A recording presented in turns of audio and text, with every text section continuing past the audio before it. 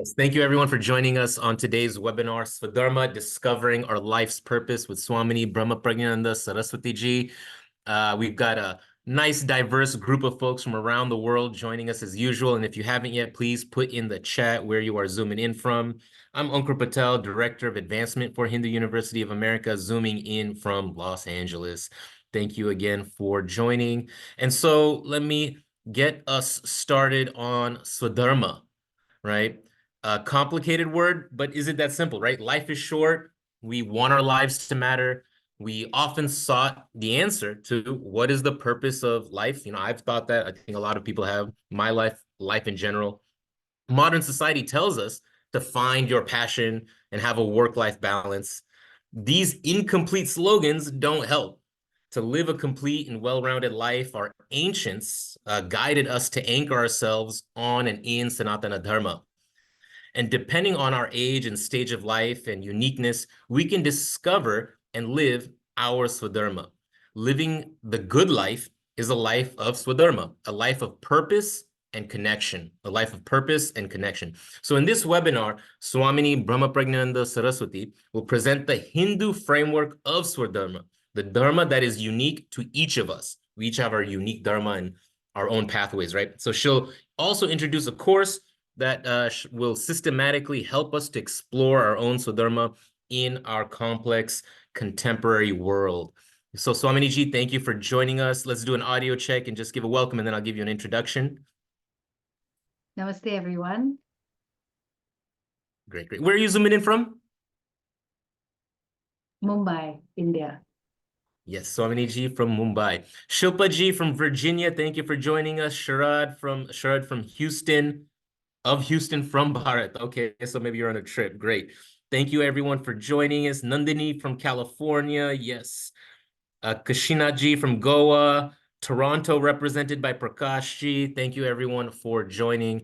And with that, Columbus, Ohio, Chittaranjanji. Yes, great. Sachin from Cleveland. Thank you for joining. And so Swamini Ji is amazing. She's got a PhD in traditional and contemporary. She got a PhD as a traditional and contemporary teacher of Advaita Vedanta. She's a monk, a Hindu monk, and she's completed an intensive 3.5-year course in Vedanta and Sanskrit at the Arsha Vidya Gurukulam in Coimbatore and Rishikesh under the tutelage of Puja Swami Dayananda Saraswati Ji. She studied 12 years Vedanta before that.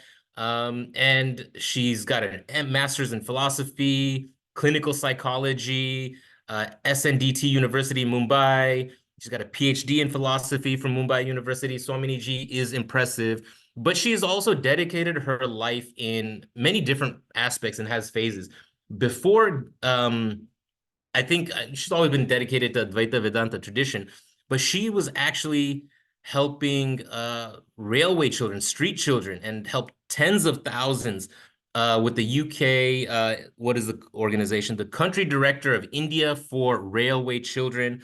And she impacted almost 15,000 street children annually. She's done so much, and she's been teaching with Hindu University of America for 3 years now. You've been with us nearly since we rejuvenated, and it's amazing to have her on. Her courses are very popular. She's amazing. With that brief introduction, let me hand it over to her so she can help us discover our life purpose. At least maybe not all the way there in one webinar, but at least lay some framework and some ideas, and we'll get engaged in some good conversation. Thank you all for joining. Swamini Ji, let me hand it over to you. I'm very delighted to see the response for this webinar. I thought people would be in holiday mode, and people would, not want to do a deep dive into something kind of heavy, but not so heavy. But this is a good time in any case to think about where we are headed, because we can ride on the momentum of the hope and optimism that surrounds this time of the year, which started like 2 weeks ago, and then it's kind of percolating into the first few weeks of Jan. So we will start with a prayer we invoke the grace of the Guru Shishya Parampara, so that this hour and a half may be meaningful, may we learn from whatever the rishis taught us and what would be most applicable to our life. Om Sadashiva Samarambham Shankaracharya Madhyamam Asmadacharya Paryantam Vande Guru Paramparam. So we do not own any knowledge. We recognize that all knowledge has started from Sadashiva and has been continuing. We particularly acknowledge the role of Adi Shankaracharya, who captured the teaching tradition in manuscripts when there were no photocopying machines and there were goats who wanted to chew up the manuscripts. And still a lot of this and the oral tradition has survived to this day. It is what makes Bharat and Bharatiya culture great. And so we offer our namaskara to the entire parampara. So when it comes to this topic, Swadharma, actually we don't think in those terms. We're more focused on, how I can make my day meaningful. How can I do more of what matters to me? What is it that is really important to me? And in the recent 30 to 50 years, there has been a lot of focus on goal setting. Like earlier, I remember, when one would go to the self-help section of a bookshop, people would look at you kind of quizzically. And I'm talking maybe 20, 30 years ago. Like, oh my God, this person needs help. It wasn't particularly something to aspire to. And now it's almost a status symbol of the kind of books that one has read, the workshops that one has attended, the therapist and the framework that one ascribes to, and so on and so forth, because there is a far greater focus on how one can make one's life far more meaningful. And this trend of the last 20, 30, 40 years is, of course, the trend of, this yuga. And we are only in the early stages of Kali Yuga. But our ancients, our rishis, have always spoken of how one can live a life of purpose and connection. So I will share my screen. So what I'm going to do is run through some of the components of the course, and whereby you will see how we will be covering all these topics in depth, and such that one can have clarity about where one is headed and what one's own Svadharma is. So Swa as in one's own, and Dharma, of course, we need to understand first before we look at the specifics. So this is where most of us are. We hear a lot of things, we get excited, and there's just so much momentum that excitement can take us and no far. So we hear a lot of things on YouTube across courses, reading books, of course, that is dwindling now. Still, we're consuming a lot of content, and some of the things that we hear are, have a work-life balance, do what you love, let the world pay for it. So as we say in Hindi, khao piyo, maza karo, eat, drink, and be merry. And you think, well, yeah, maybe that could be the philosophy of my life, etc., etc. And then um, sometimes there is a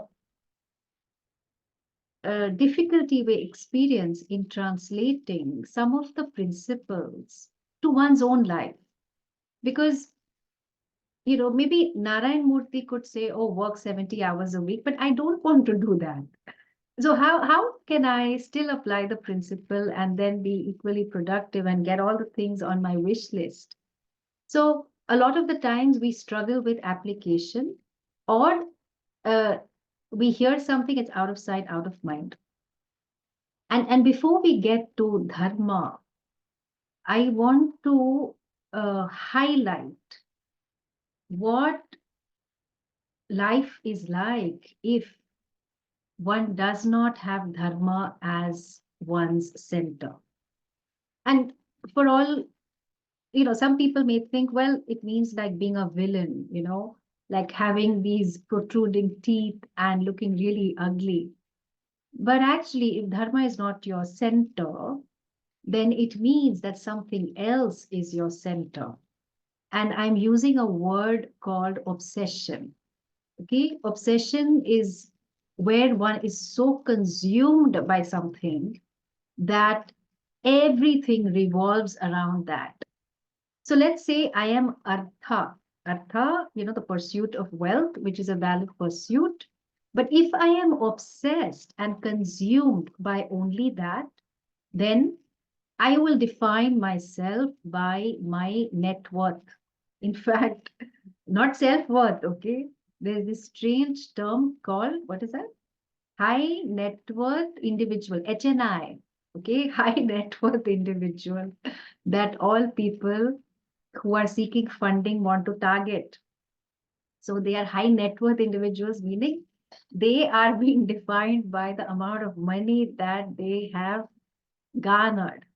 And so if I'm money obsessed, then my self-worth depends on how much money I have. My life perspective depends on how much money I would have made by the age of 40, 50, 60. I don't care about other objectives. My choices will be about what will make my money grow to the exclusion of other things. And I would be tempted to take shortcuts. So, how much is enough? Well, at least my three generations should be taken care of. And I would rather sacrifice time for my family and hide behind the excuse that, after all, I'm doing everything for the family only. And then the kids may not even recognize me. They say, oh, who is this uncle or who is this auntie? Um, if I'm really obsessed with money, and it would influence my entire life. So all these Shadripu, the six forces that are inimical to us, which cloud our judgment, would uh, be some of these things would be, all consuming desire and so on. On the other hand, if I am work obsessed, so everything revolves around my work. And this is what happens to a lot of us when we are in our 20s, sometimes in our 30s also. So if I go on vacation, after a day, I feel useless because I feel, oh, I haven't added any value. Oh, have I really deserved my vacation? And uh, I feel productive. Like I feel a good day is a day that I have worked. And if I am in social engagements or with family, I'm always looking at the time and I'm just waiting to sneak out of a family gathering so that I can get back to work. Now, people may say, oh, you know what, we have just crazy targets. Yeah, sure, everyone probably has that. But all the time I am thinking about work and I am reading stuff only related to work. The choices I make are what is suitable for my work. To hell with what happens to the rest of the family. Or let's say my husband or wife might, want to be in another place, but I will be determined by only what works for my work. And so I am not dharma centered, and I'm likely to cut corners. If I'm obsessed with my partner, then again, it all depends on what my partner wants. And which is fine, it's great to have a romantic relationship, possibly ending in marriage, maybe not. But still, my whole self-worth depends on how my partner's mood is. My life perspective is that I'm not going to take on any job or do anything that will go against my partner. And sooner or later, I will want to control the person. I want to spend more time with the person. I will not want to spend time with others. And I will, even if the person sneezes, I will think, oh my God, the person has got COVID now, and I will sanitize the whole thing, the environment, and so on, and live in constant anxiety that I just hope nothing happens to him or her. And then if I'm obsessed with my child, which often happens with a lot of Indian parents, is that, and Shankaracharya says it very beautifully. He says, Putra pushtaha aham pushtaha. So if the child is doing well and healthy, I am healthy. Putra nashtaha aham nashtaha. So if something happens to the child, it has a bad day or a seeming failure, then it reflects on me. My whole life, this happens to a lot of mothers, they devote their entire life to their children, and then some of them will put the children on a guilt trip that, I gave my life to you, now you have to live with me, and you have to obey what I tell you to do. And this sounds quite reasonable, in the sense of duty orientation, but it's not. It's that the fulfillment that I was seeking from my partner, I didn't get it, and therefore I shifted everything to my child. My child will fulfill all my dreams, and my self-worth depends on how my child is doing. Okay. Okay, let's skip this one. So now people are wondering, what am I saying? Aren't these important? Of course they are. Okay, artha, money, and work, they are definitely important. They are considered valid pursuits. In fact, a good section of the Veda, what we refer to as Karma Kanda, so the section that talks about the karma that is to be done, to be enhanced through the mantras, the upasanas, different types of meditations, and the rituals that are to be performed, all of that is meant to enhance karma. So, of course, this is important. And of course, children are important, and of course, the partner is important, and of course, you are important. But it will not help us if we are obsessed and consumed by any of them to the exclusion of others. And so the question is, how can I have it all? And the answer is dharma. If dharma is the center of your life, then you can have your money, you can have children, you can, of course, you can have a partner, work will be extremely successful, so on and so forth. So, dharma is a word that is familiar to all of us. The Mahanarayana Upanishad tells us that it is not a simple word. It is the support, Vishwasya Jagataha. It is the support of this entire world of names and forms. And if we think about this, just think about one person whom you deeply admire.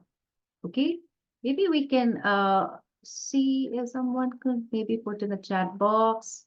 Maybe not. Okay, maybe we'll do that a little later. So let's say you like a person who is intelligent or who is kind or who is compassionate. Well, kindness, compassion is a subset of dharma. Or somebody who is given to excellence in whatever is their field. I think, I don't know if I sound ancient, but I think Michael Jordan was a role model for many, maybe still is, right? Usain Bolt, etc., maybe Jocko Willing, A lot of people, okay? Uh, Famous authors, poets, writers, sports people, actors. So all of them, what we may think we like them, that specific person, uh, but what we admire them in them is a particular quality. And we are drawn to these people, okay, because they embody a particular quality, which is really a subset of dharma. And the framework of dharma is such: upasarpanti dharmena papam anudati. So by doing the right thing at the right time, we are able to gain punya, and that helps to mitigate the effects of papa. So we understand that punya and papa are unique Sanskrit words that cannot be translated, can only be explained. So the invisible result of doing a good action is punya. How do we know about it? The Veda tells us, and we have trust and shraddha in the Veda. Papa, on the other hand, is the invisible result of doing something wrong, hurting someone, and so on. How do we know about it? Oh, the Veda tells us. So, can we see this Papa Punya? No, we can't. But we can see the effect of Punya in our lives. So, all kinds of supportive situations, where you at least born with a spoon. Forget about a silver spoon or a golden spoon, but you're at least born with a spoon. You have access to education, healthcare, a supportive family, supportive friends. You escape a lot of bullying in school, etc., etc. So all of these supportive situations are an indication of punya fructifying in your life. And likewise, if I am experiencing a lot of suffering in different levels, then some sort of papa is fructifying. Of course, it's not black and white. Every day, punya and papa is fructifying for us all the time. So anyway, that's a little bit about karma. But dharma is considered the highest. Um, and in terms of the framework for living, this is really what gives meaning to our lives. So, from a very simplistic standpoint, it means universal principles and ethics. We also say, I'm doing my dharma towards you. So, in the form of responsibilities towards another person. Because the beauty about dharma is that it is based on reciprocity. So I don't want to be hurt. You don't want to be hurt. It's so clean. It's so simple. It's so straightforward. But a lot of us have double standards. I don't want to be hurt. But if you get hurt by what I tell you, because what to do, I'm so blunt, then you better deal with it. Okay. So, and that's exactly the time to align with dharma. Then another meaning for dharma is the natural innate behavior of things. So we might say the dharma of water is to flow, or the dharma, the guna dharma of the body, is sattva, rajas, tamas. So it's used in that context.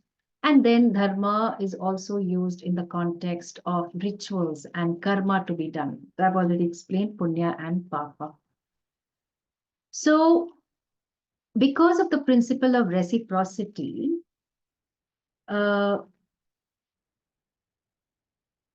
we know this instinctively. So what I mean by that is, if you've ever tried crossing an Indian road, or roads in India, okay? Now, yes, people follow the, what do you call it? The traffic rules. But then it's very interesting when you're crossing the road in India. You look at the driver, you can't see the driver clearly. And sometimes, you step back, you're not quite sure where to go. Okay, you're walking on the road. And there is an immediate moment of empathy. The person just understands you, right?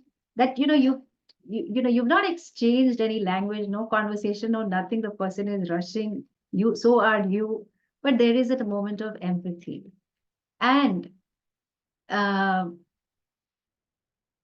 we see this even in little children, right? So let's say let's say I have a 3-year-old child, and the child has been playing with this doll for a long time, and the doll falls down. Okay. Then what does the child do? The child lifts the doll and says, "Oh, don't cry," and wipes the tears of the doll. Now, has the child gone for therapy to understand empathy and the fact that if someone falls down, they get hurt? Not at all. It is very instinctive, because this is, the principle of reciprocity, that when I fall down, I get hurt. And so when anyone else falls down, they too get hurt and they may cry. And I want to extend my support to that person. Okay, a child can do this. And adults also do this, of course. But this is dharma, that you sense universal values, because the voice of dharma is in everyone's heart. And that's why we can go across different cultures, different countries, and we can engage and have wonderful friendships with different people who are very different from us, but the universal values, or rather dharma, is applicable all across. And so then when you are kind, kindness grows in a particular situation, maybe in your workspace, in your family. And then when there is kindness in the environment, that encourages you to be kind, right? So there is a wonderful cycle that feeds each other. And therefore, the dharma of the tree sustains the forest, and likewise, the dharma of the forest sustains the tree. Okay, so let's do some simple exercise, yeah? I've just kept it very short. So I'm, either on your laptops, or I'm going to take questions towards the end, okay? If you feel you want to type it in, that's fine, but I'm going to keep that for the end. So this is a time to uh, fill up these sentences with the first thought that comes to your mind. Okay, so I'll just read it out, and maybe we can just go. Maybe I can invite you all to use the chat box and type your response to the first question. Okay, a place that makes me feel happy and content, and also explain why. Okay.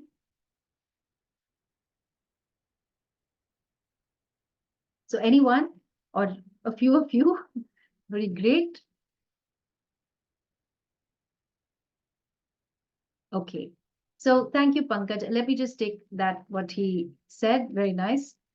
A place that makes me feel happy and content is my home because of my daughters. So obviously, daughters needs, love and companionship and contribution, um, perhaps values, perhaps duties. So if I were to juxtapose that with what is my ideal day looking like, or what is a happy day for me, then I would want to factor in that I am able to spend some time with my daughters.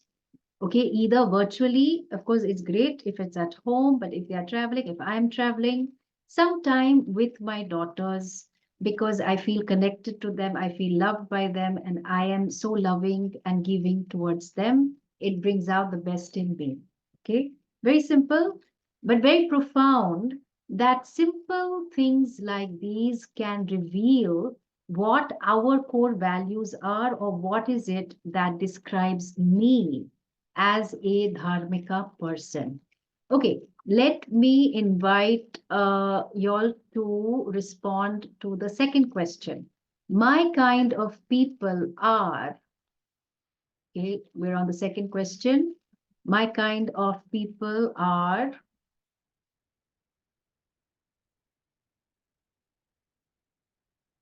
Yes. Okay, so if I take a combination of them, right?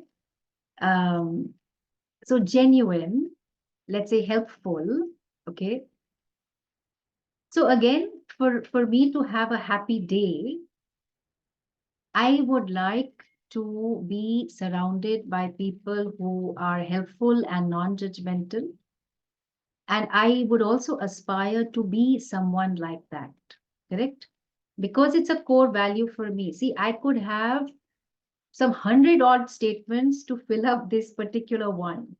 But what is very spontaneous is what is intrinsic to us.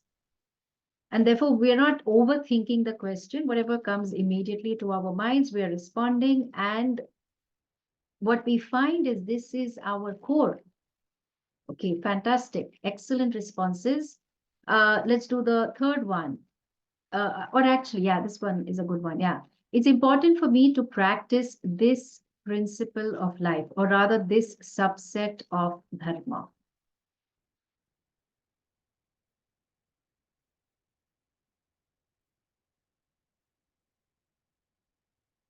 Okay, honesty and integrity, discipline. So now what is interesting is if I just take one of them, yeah, thank you. If I take discipline, then I would want to bring in discipline to all areas of my life, right? And therefore, a good day for me. And I don't have to wait for the best day of my life when I am 80 years or 70 years or 60 years or my 60th anniversary. No, every day can be a happy day when I live a life of my values. And so if I have been able to apply discipline to, the way I work, the amount of time and attention I allocate to spending time with family and maybe other things that I'm learning and so on. Uh, Definitely discipline in exercise and sleep and what I eat, etc. Then life is great, right? Because I have applied this simple principle, really dharma, to different areas of my life. And by doing this, I am also not becoming judgmental because sometimes, there's something to watch out for. We can become very self-righteous.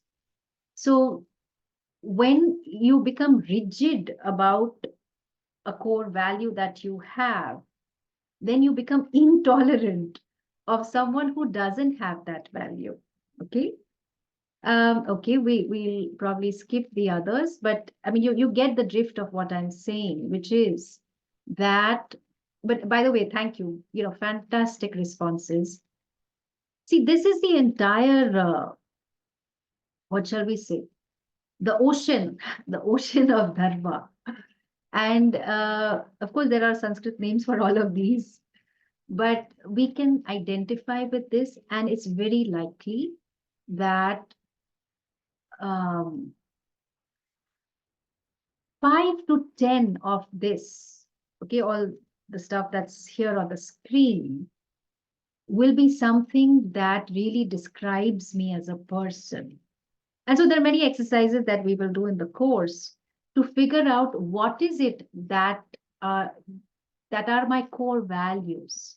Okay, it's not like, if I value commitment, I don't value peace. It's not like that. It's just a question of more or less. And whatever is are my core values, which is like my dharma as a person, that is what I bring into all areas of my life. And obviously, work and family and children and so on and so forth.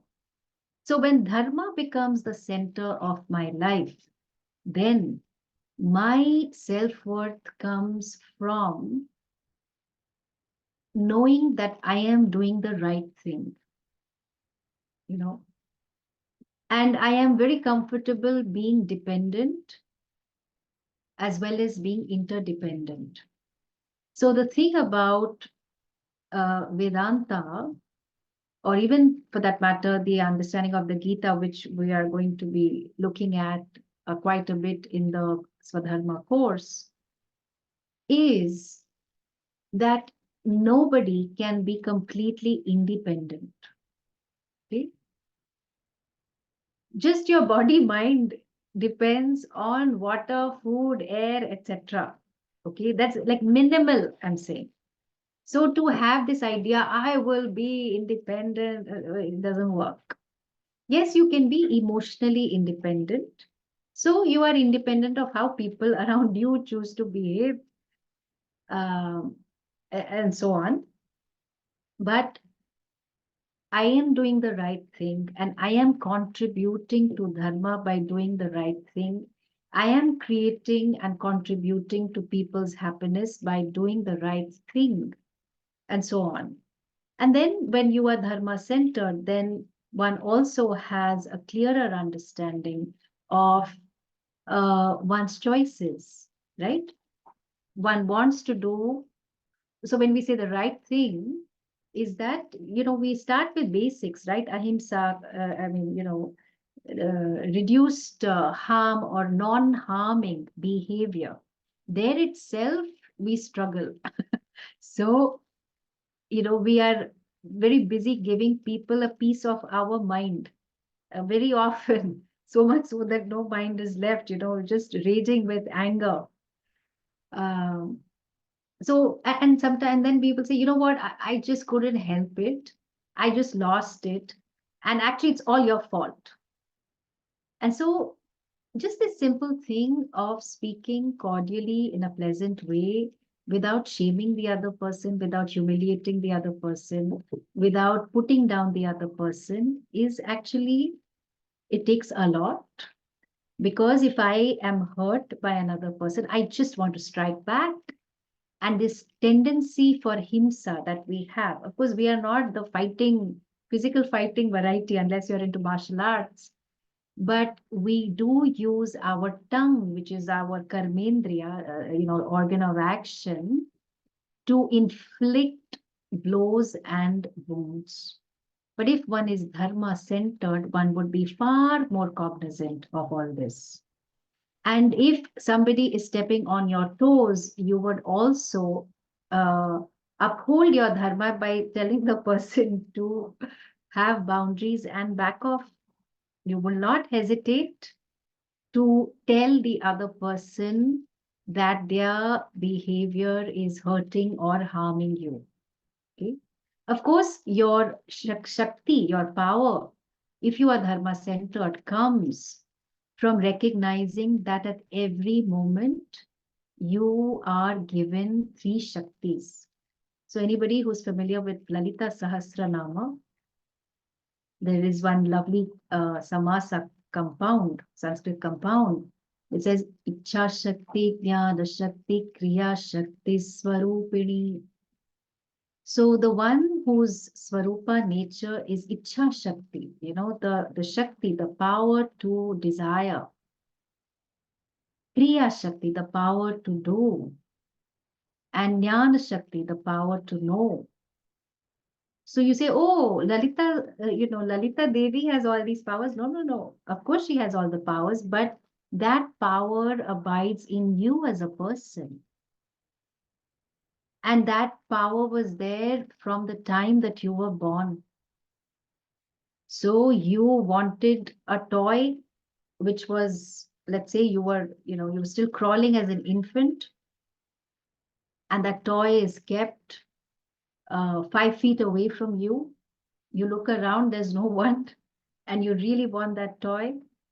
And so what do? You drag yourself, right? You want that toy. Ichha Shakti is there for you. You want it, you desire it, you want to play with it. And then it's not that you can't do anything about it. It's not like you're tortured by your own desire. You have Kriya Shakti. Even though you are seemingly helpless, there's no language, there's nobody around, you can still crawl. And then when you get there, if then maybe you're seeing the toy for the first time, and then you are just fumbling around with it, playing with it, seeing what it can do, what it can't do, and you are applying your jnana shakti, right? And as an infant, you never felt helpless. That whatever shakti I have, I can, the world is my playground, and I can just have a lot of fun. But unfortunately, in psychology, we talk about this thing called learned helplessness. Okay. Let's say 10 people or 5 people in your life say, you can't do this. Society tells you, you should not do this. You must do something else, etc., etc. And then you say, really? Oh my God, I can't. I really can't. And then this I can't, I cannot starts to play on one's mind, and we learn to feel helpless. But if you are dharma centered, then you will focus on what needs to be done in different situations across different roles, and then accordingly respond. Naturally, your wisdom comes from looking at life's experiences. And then, even if we look at our Shastra, our Mahabharata, or even Ramayana for that matter, teachings of Dharma are interspersed through the different stories. So, of course, Dharma being the basis of the pursuit of wealth and pleasure, how we engage in our different relationships, and so on. So, an important part of doing the course is to recognize that Dharma is Samanya. There is no American Dharma and Indian Dharma. Dharma is universal. It may apply little differently across cultures, like, let's say, table manners in a particular place may involve using a spoon and a fork. In some other places, it may involve using your hands. So there might be a cultural angle to it, but across the board, across cultures, we are able to, of course, travel to different places, engage with different cultures, because Dharma is Samanya, it is universal. At the same time, it is not absolute. Okay, the surgeon will use a knife to save a life, but maybe a thief who is desperate to get money will use that same knife, but the purpose will be different, the intent will be different. So what all these different aspects of Samanya Dharma are, we will look through, okay? And these are, if we look at all our role models, we will find that, or even for that matter, even if you are a role model for some people, they will appreciate what is dharmic about you. So maybe you have fantastic discipline, maybe you have a mastery over your sense organs and how you organize your time. Maybe you are a wonderful giver, you give of your time, your talents, perhaps money as well. Or there are some people, maybe you are one of them, that people around you feel very comfortable because you are non-judgmental and you just accommodate people. You don't give them one long list of you should do this, you shouldn't do that, etc., etc., and resist who they are blossoming into, and so on. So, given that these are our core values, as we identify them, and dharma being the center of one's life, we're not considering this as a mandate. See, it's only when we recognize that if I am not living a dharmika life, if money, children, partner, etc., become my obsessions, and I'm stressed out about it all the time, then I have to see the consequences of what happens to me when I do not live a dharmika life. Only then I will appreciate dharma. So when all of this applies in the different domains of my life, so in the physical domain, in the context of health, relationships, my professional career, finances, social, spiritual, then what does it look like? Then it really means that I can be centered on all these core values, right? And the, even the ground, the fertile soil is really available to every tree. And what is it that keeps us, suppose you try to visualize, suppose you were a tree, okay? What is it that keeps you rooted? It will be your values. And then what or how do these values manifest in your life? You could well visualize the branches, the trunk and the branches as different areas of your life. And so as you keep doing your karma, you will get fruits. So what we refer to as karma phala in the area of work. It's not that I will be productive only in work and then in other areas of life, I will not be productive. Then that's lopsided. And that's why I said that then that's not being dharma centered, that's just being obsessed with work. So if I am generous as a person, then that generosity is going to flow appropriately in different areas of my life. So my work colleagues will find that, if I'm passing by, I might always ask, I'm going to get a cup of coffee. Would you like one? I don't need to do it, but I just want people to be happy around me and maybe I contribute to their happiness. So, so I might do things like that. Or if mastery is important to me, then I'm going to look at mastery in all areas of my life. And so sometimes if we think, we may misunderstand Swadharma to be one's work only. That's not correct. Okay, Swadharma embraces your entire life. And obviously, your life has many, many areas, many domains. So it will impact all of them. Then that's what we spoke about is really your Samanya Dharma and the specifics of your life in terms of your life priorities. Now, we also have this understanding of Vishesha Dharma. Vishesha meaning something very specific. So at what, which group do you belong to? And what is the stage of life that you are in? So let's say I am married. That's just an example, okay? So let's say I'm married and I have a 4-year-old child. And I am very drawn to Vedanta. And I want to listen to classes, like at least 4 to 7 classes a week. Okay.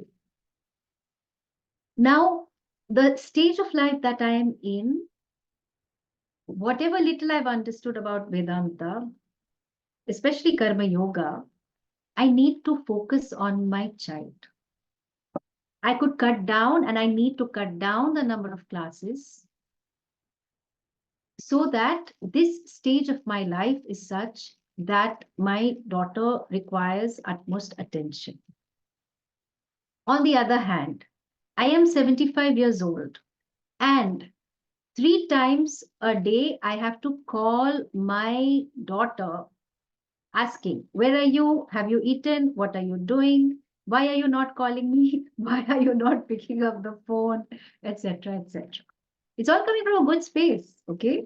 But that's the stage where, at least in the Vedic vision of things, it is better spent on your spiritual goals, not interfering with your children or grandchildren's life. Okay. So age and stage is very important. Now coming to Vishesha Dharma. Nowadays, the problem is the moment I mention the word relationship, people think only romantic. But our Vedic tradition tells us that we are not only related to the family and the related family and friends and so on, but all of us have 5 sets of rinam. Okay, rinam, the word RNAM, is a sacred debt. that for me to live my life, there are so many beings that are contributing and have contributed in the past. And dharma being based on reciprocity, it is my ridam, it is a sacred duty that I perform every single day to honor, to contribute to these 5 sets of relationships. So what are they? One is devas, okay? We have this Shanti mantra, a part of which is Namaste Vayo Tvameva Pratyaksham Brahmasi. You are saying Namaste to Vayu. Vayu is like air, okay, that keeps moving, and you are saying Namaste. And you are saying you alone are Brahman. You are alone are the limitless manifesting in this form. So every breath you take, okay, every breath I take, every move I make is thanks to different devatas. You think, oh, come on, it's modern science. I'm able to move my hands, legs. It's all neurotransmitters, it's chemicals. Yeah, yeah, sure. That is the modern science framework. We are not opposed to it. We are happy with it. And in addition to that, we will also say that there are presiding deities like heads of departments for different processes, different phenomena that are happening. And so we acknowledge that devatas are contributing to my life. Therefore, what is it that I can do on a daily basis to contribute to their life? Their life in terms of just to say thank you to them, to ask them for what I want, and to make offerings to them. Likewise, our ancestors, Pitras. So we are here because of our great great grandparents. We might possibly don't even know the name. We might not know their life histories, like let's say 3 or 4 generations, possibly we wouldn't. And still we are here because of them. And so we express our gratitude to them. Of course, there are Shraddha Karma and annual monthly Amavasya rituals and so on. But honoring their legacy, taking what they have given us forward, from our parents onwards. Then, of course, plants and animals. I'm assuming a lot of y'all are pet moms and dads, right? Maybe pet grandmoms and granddads also, if your dog has given birth to another child, another pup, and so on. So, what we do for the environment is an obligation, it is a sacred duty to be done. And the knowledge that we have gained of any discipline is all thanks to our acharyas, our rishis, and therefore, least minimum, we keep the knowledge going, we preserve it, we promote it, we cultivate it, we pass it on to the next generation. Then my community, my society, my neighborhood, now in addition to my family, of course, uh, the offerings that I can make to them so that I can make their life better or happier.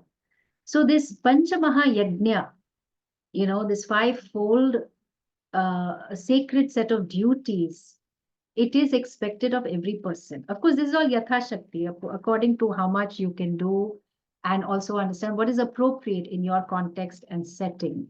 Now, in all this talk about Dharma, let us not think that it is this mandate, and that, like there is a CCTV, there's like Ishvara watching you, like, are you doing the right thing? Are you not? Okay, you're ticked off the list, etc. No.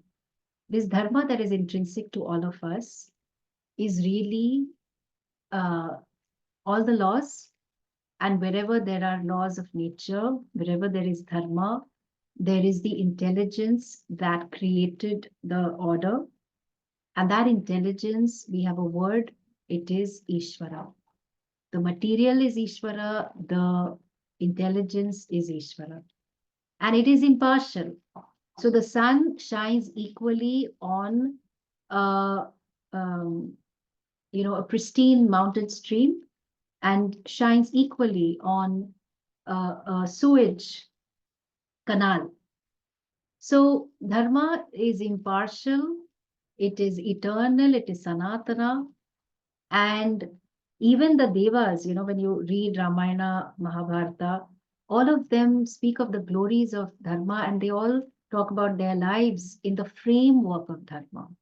And so one of the things we are going to be doing is how we apply Karma Yoga in our lives. So we understand what that really means. We will also be looking at, sattva, rajas, tamas. So sattva is not about having, um, like uh, organic salad called sattva. Okay, sattva, which stands for purity and illumination, pleasure. Also, it applies to many areas of our lives, and so we're going to be looking at how one can become more sattvic.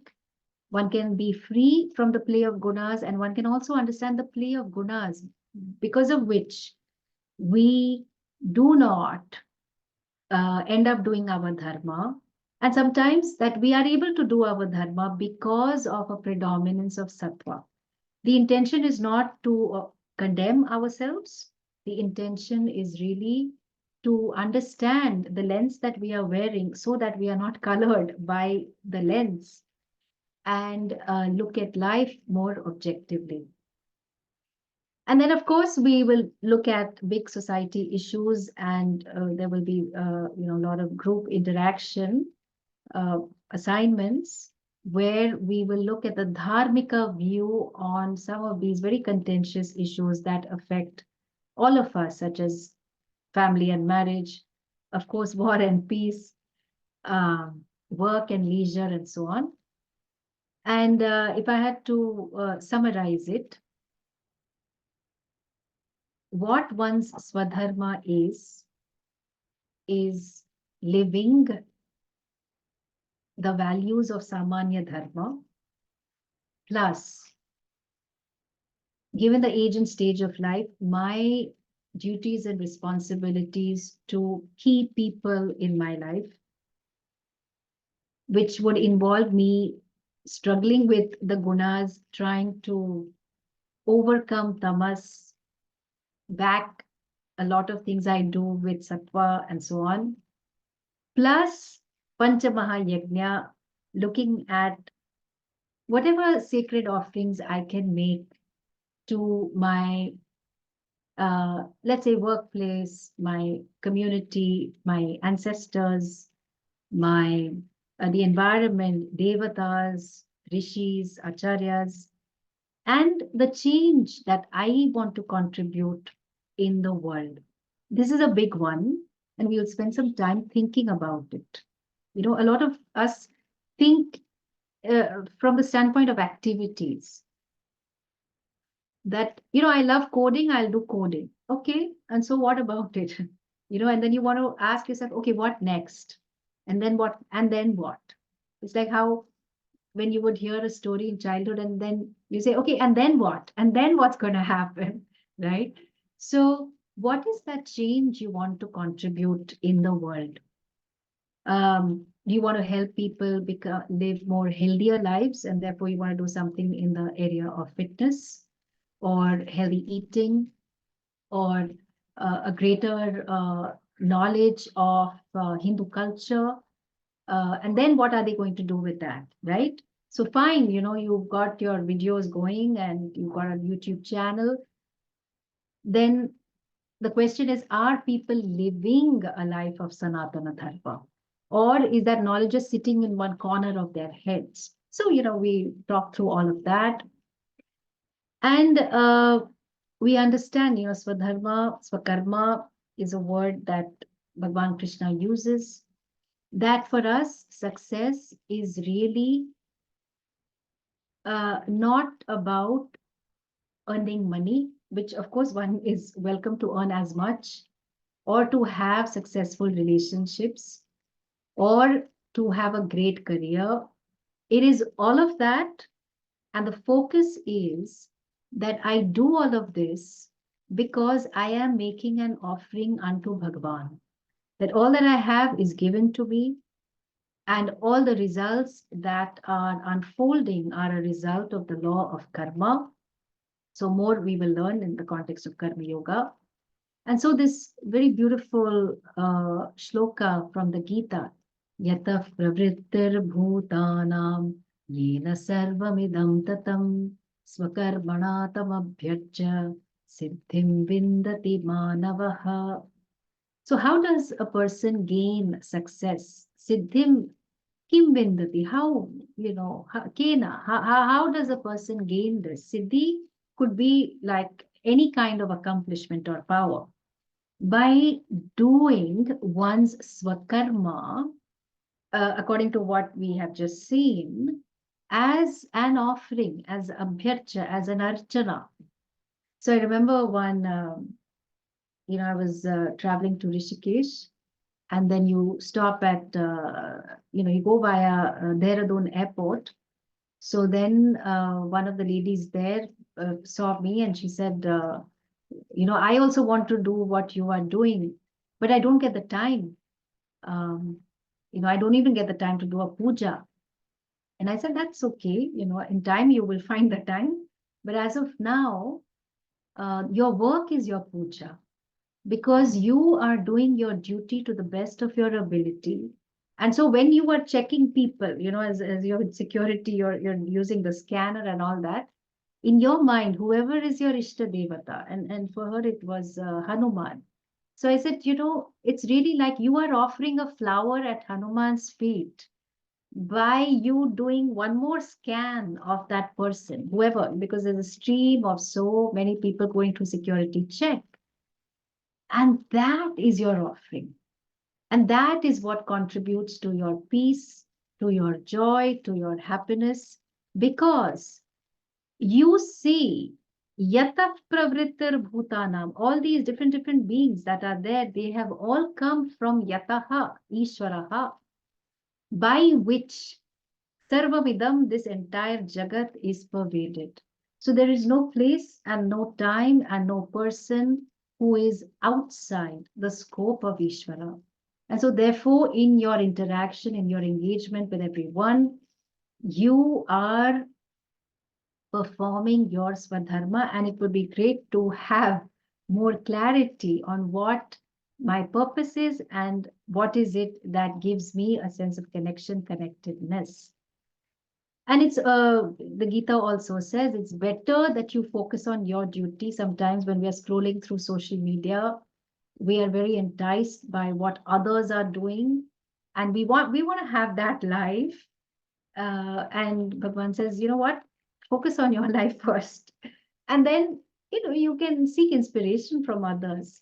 But it's, your Swadharma is greater. Your Swadharma, whatever it is far greater than doing someone else's Dharma, right?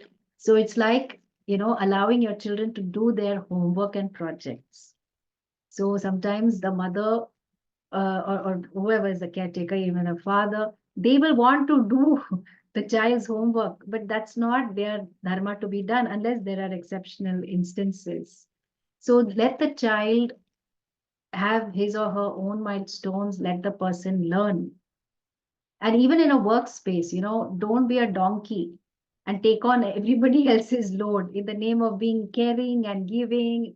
Then, because if you have become over responsible, then somebody else will become under responsible. So we look at all these different kinds of examples. And so in conclusion, I have covered some different components. What we are aiming to do in the Svadharma course is going to be a lot of fun, a lot of interaction. And we want to have leaders who are clear about the change they want to contribute to the world. And sustainable change will only come through being centered on Dharma. And so I really look forward to you all joining this course and learning what are key principles from our Shastra, having the opportunity to clarify your doubts, and definitely learning from the cohort, because I've always found, in doing these courses, that it's quite magical how different people come together and they really feed off each other's energy and learning. and are extremely enriched in the process. So I think I'll stop now, and I'm very happy to take any questions that might be there. So thank you, and I look forward to seeing you all in the course. Wow, what a wonderful presentation, Swamini Ji. We had a lot of comments and positivity in the chat, and we have about 7 open Q&As. We're at the top of the hour. Let me launch the poll. Let me just see if people are interested in taking the course or not. Let us know. You can see number 1, are you interested in enrolling in Swdharma, discovering and living your life's purpose? Yes, definitely. Yes, if you have questions, maybe no. If you're already enrolled, let us know. And then the second question is if you're interested in enrolling in the certificate program in Hindu studies. This course does apply to that certificate program.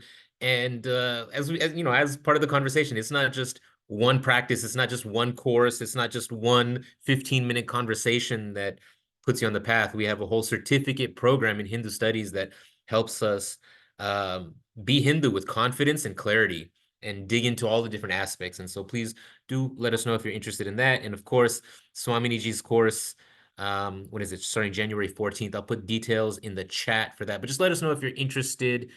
And we have quite a few questions. Swamini Ji, do you want me to go through them or do you want to filter through them?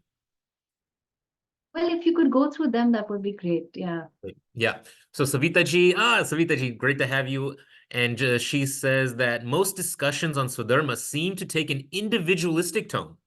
Right? So how is Swadharma of the individual balanced with the Dharma of the family or community as a whole? And I just like to add one thing, right? The Western paradigm is often focused in on rights and freedom, the individuality, whereas the Eastern framework and Hindu thought is on duties and responsibilities. And right there, you have that kind of very different shift. But on Swadharma versus that individual, the family, the community, what are your thoughts?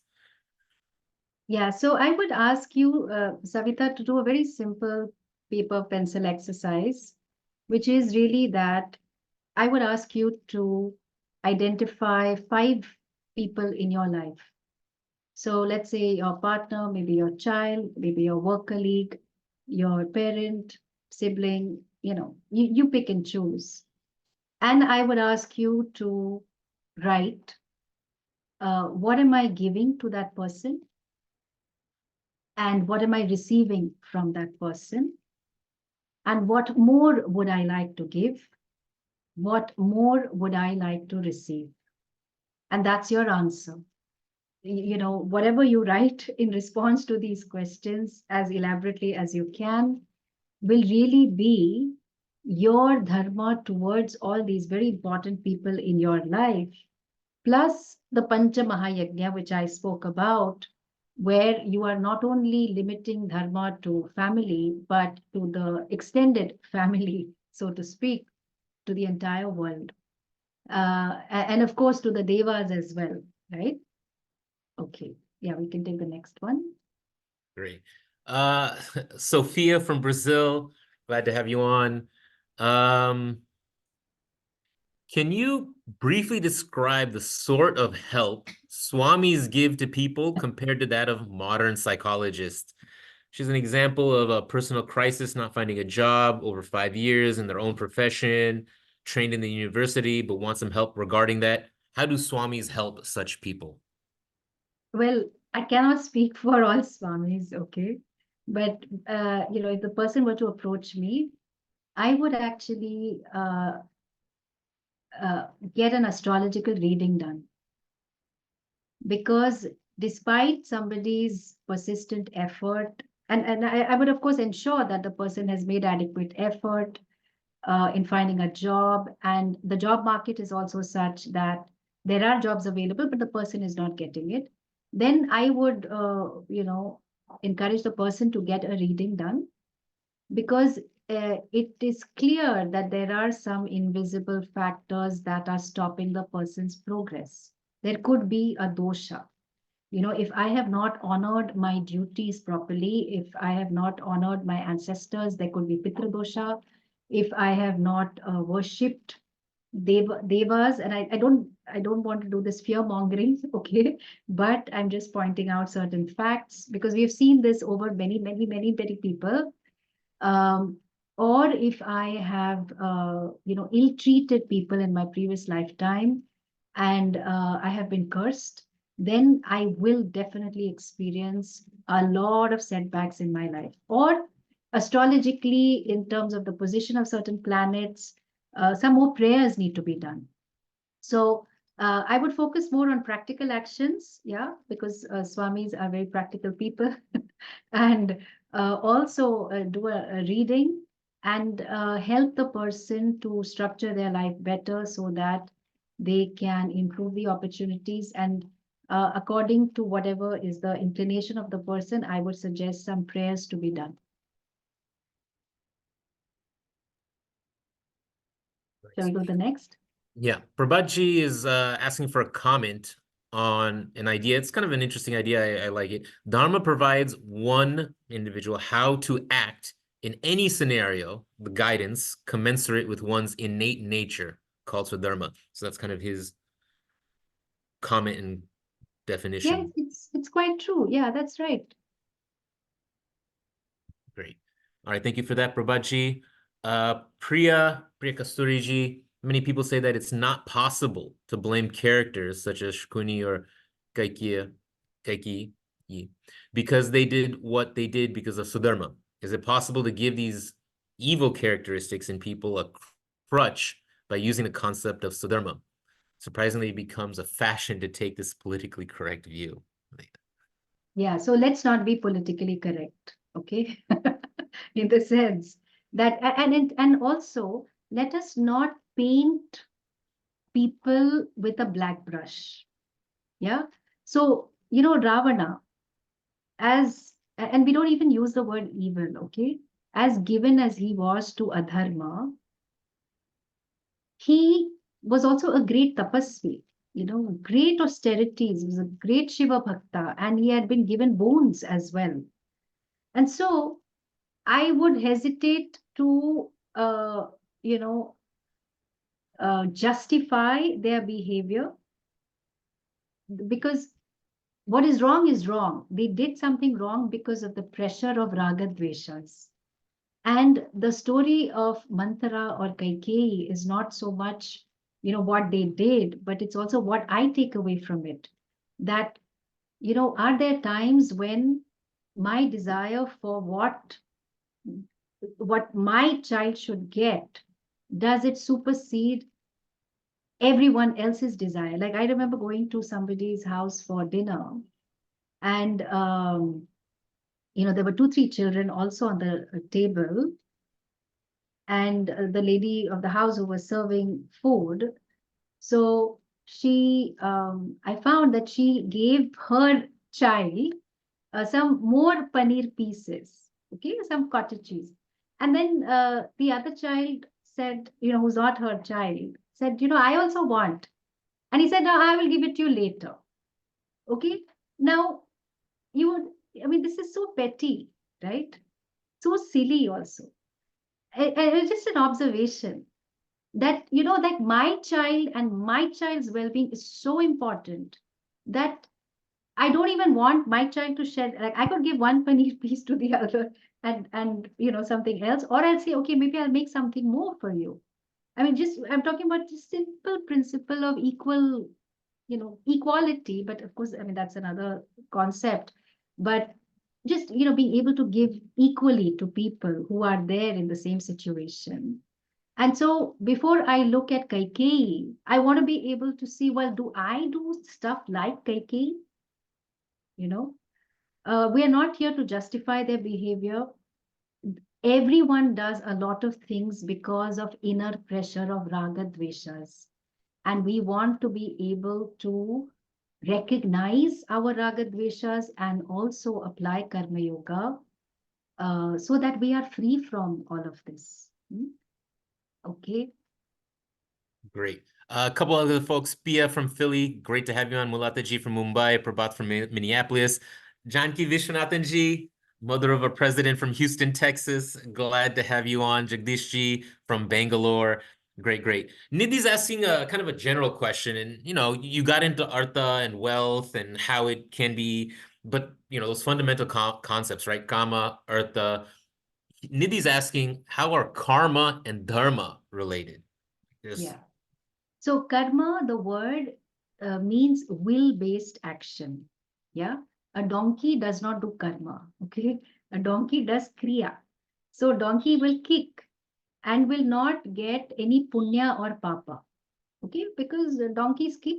Of course, human beings can also behave like donkeys and kick. But if human beings do that, then they will get papa. Okay. So how do you do your dharma? You do your dharma. I mean, you embody universal values by doing actions in line with dharma.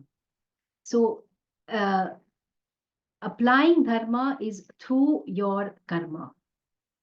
And karma can only be done by a human being. Okay. However loving your dog is, your dog cannot get brownie points, at least from the standpoint of punya and papa. So so we have to understand the whole framework of karma, will-based action, and it's all the time generating punya papa for us. In fact, this human body that we have been given is also because of punya papa fructifying. And so we are cognizant and alert to the karma that we perform through our roles and responsibilities towards others.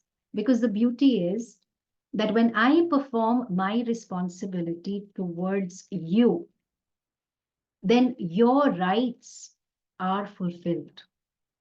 And if you perform your responsibility towards me, like let's say, you are my parent and I'm your child. And so when you perform your responsibility towards me, then my rights as a child are fulfilled. And likewise, when I fulfill my responsibility towards you as a child, which is that, um, in the context of all that you have provided for me, healthcare, education, so on and so forth, that I am able to go along with all of it and trust you, then your rights as a parent are met. So a lot is to be understood about karma, which I think we'll clarify in the course. Yeah, okay.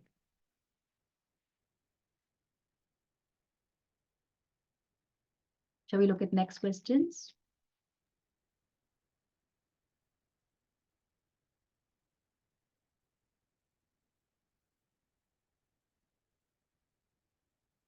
Okay, there is one. Shall I read or?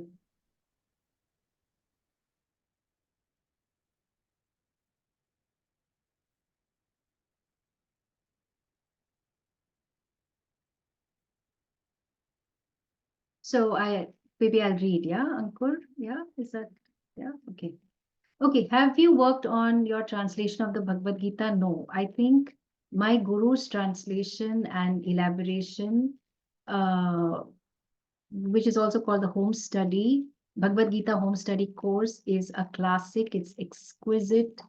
It is a masterpiece.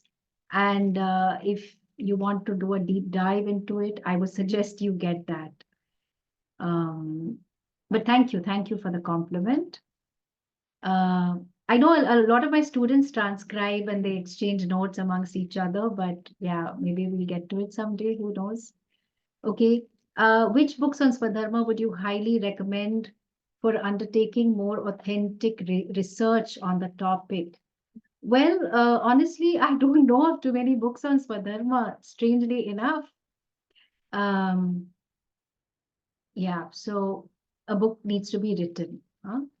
Okay. How to identify a real guru in today's elusive environment? Please throw some light. So before I find a guru, I have to find the student in myself. Arjuna and Krishna were childhood buddies, and they spent many, many years together, backslapping and having fun and all sorts of things together. But it was only on the eve of the battlefield that Arjuna recognized the Shishya in him. So in the second chapter, we see Shishyasteham Shadhi Mam Tvam Prapannam, that I am your Shishya. I am somebody who is worthy of being taught. Will you teach me? Will you tell me what Shreyas is? Krishna could have refused. Could have just said, shut up, we have a battle to fight. Like, don't ask me all these kinds of questions and I will answer them, or I will, like, let's talk about it later. Okay. But he recognized that here is somebody like my friend who is now transformed into a student, and therefore the best way I can respond is to teach him. And so he taught and taught, and so we have 700 verses of the Gita. So more than identifying a real guru, because we don't know enough about the tradition, even about the knowledge for us to evaluate. So what does one do? One tries to be a little humble, and like you would enroll for any course, you try someone for size, so to speak, attend a few classes, engage with the person, to ask your questions, see if you can resonate with the teachings and the person. And then at some point in time, you may want to commit to some deeper learning. Okay. Deepa's question. Sometimes we do a lot and still do not have success in a worldly sense. All our efforts feel like a struggle, but when you follow your dharma, what your actions do not feel like a struggle, but gives us energy, and we experience that we are taken care of. Acting according to our dharma is like acting in a spirit of nishkama karma. So you're sharing your understanding. Wonderful. Okay. How to find out my Svadharma? How do I know if I'm doing my Svadharma or something else? Yeah, I think it's good to join the course. Or you can seek to meet me one-to-one, and then we can figure it out. Could you please write down your book recommendations? I am a hearing impaired person, therefore I need such a thing by written means. So yeah, my book recommendation would be the Gita. So I will just type it out, or maybe Ankur, if you can help me. Bhagavad Gita Home Study Course by Swami Dayananda. There were one or two other questions which I missed. What is the fifth Mahayajna besides Deva, Pitra, Rishi, and Bhuta Yajna, Manushya Yajna? So the offerings to people in my neighborhood, community, environment. Yeah. Okay. There was one question that I wanted to. Shilpa's question. Is it bad karma if you feel submerged in sadhana, that is, you're giving more time to it, even if you have other duties towards your family as mother and wife? The answer is yes. Okay. I won't say it's bad karma, but it is a neglecting of responsibilities and duties towards family. And also, this distinction that we make, that, 20 minutes of sadhana in the morning. Then what about the rest of the day? If you are clear about, whether, it's moksha, if that is your life purpose, then everything is a sadhana. Because sadhana is a means to an end. And you have chosen to be in this family, and you've chosen to be a mother and a wife and so on. And therefore, you may not be doing like aarti to your child, but your care for that person is as good as doing an aarti. And that's why the beauty of Sanatana Dharma is that every form is sacred. So during Navaratri, we have this lovely ritual called Kanya Puja. And at that time, we actually do puja for a young girl. Because and she is looked upon as Devi. And all those pandits, senior pandits, like in 70s, 80s, they will come and they will do puja to this little girl who few hours ago was taking their ashirwad, But she is a manifestation of Devi. And these rituals are not meant only for a very short time and a short place. The prayerfulness that a ritual evokes in us is something that extends to the rest of your day. And therefore, your sadhana towards your children, towards your husband, is doing what is appropriate, being loving, because remember, who does sadhana? It is a devotee. Who is a devotee? A loving person. A loving person is not loving only to Krishna. Then that is called being lopsided, okay? Because Krishna pervades the entire world, and in your life, Krishna or Shiva or whoever is your Ishta Devata are in these forms. And therefore, whatever is appropriate to do in terms of your duty, that is your sadhana. And that is what gives you joy. It also helps to purify your mind. You are freer from ragadveshas. You are more aligned with dharma. And all the way your life is sadhana, your life is a puja. And then, by the way, if you want, you of course please do your puja in terms of the conventional puja in the morning as well. Okay. I think Okay. I have completed all the questions. Yeah, so I'm dropping a link to the course one more time with the details. It's going to be on Sundays at 10 a.m. Eastern, starting January 14th. We'll include reading recommendations in the email that goes after, on Swadharma specifically and other things. It is always my pleasure to have Swamini Ji on for these webinars. I'm always learning so much and engaged, and you can tell the audience was as well. If you didn't fill out the poll, please let us know, minimize, maximize, let us know if you're interested or not. Just helps us out. And we are coming to a conclusion. Swamini Ji, closing thoughts, maybe a shloka? Yeah, we'll close with the universal prayer where we're not being partial. I'm reminded of when I went to Africa, and one of the Maasai warriors shared with me that when we meet each other, we don't say, "How are you?" We first ask, "How is your family? How is the cattle?" Then we ask, "How are you?" And so a lot of our happiness and welfare and well-being depends on how people around us are. And therefore, we find love in our hearts to pray for well-being of everyone without an exception. Om Sarve Bhavantu Sukhinah, Sarve Santu Niramayah, Sarve Bhadrani Pashyantu, Ma Kaschid Dukh Abhag Bhavet. Om Shanti Shanti Shanti. Harihi Om Shri Gurubhyo Namaha. Harihi Om. May all beings be happy. May all beings be free from disease. May all beings not have any sorrow. And may there be peace and resolution for all of us despite our different problems at the mind body, at the mind body level, or at the level of people around us, or even in the context of acts of nature. May there be shanti and happiness for all. Om. Namaste. Thank you everyone for joining. Thank you, Ankur. Always a pleasure. Om.